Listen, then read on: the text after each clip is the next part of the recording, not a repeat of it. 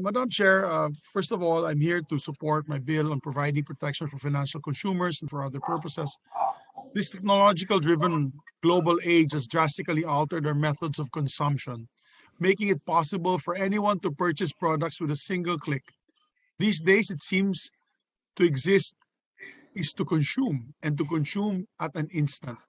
Mobile applications have increasingly become part and parcel of everyone's daily lives as they provide practical intermediary services for food, transport, rental, and shopping needs, among others. Especially now during this time of the pandemic, Madam Chair. Even underage persons with no stream of income can make extravagant online purchases through easily accessible applications that promise staggered payment schemes. Indeed, many companies have taken advantage of this lightly regulated global market and uh, preyed on vulnerable individuals to lure them into debt-making traps.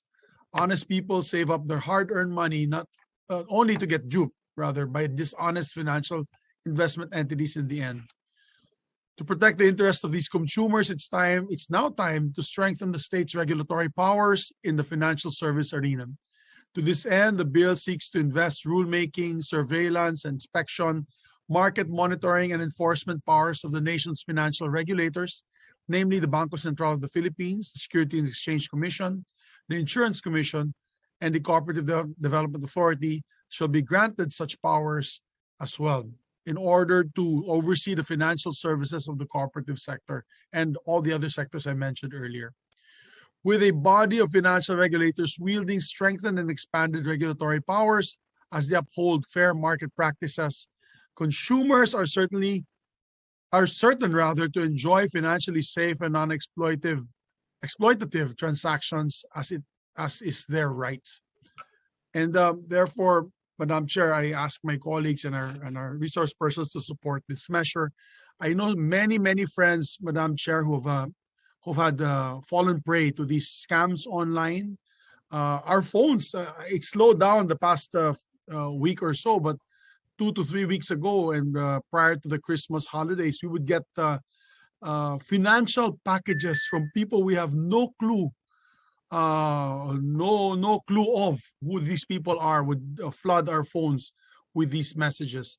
Hopefully, with this law, we'll be able to come up with a regulatory framework to, first of all, secure our consumers.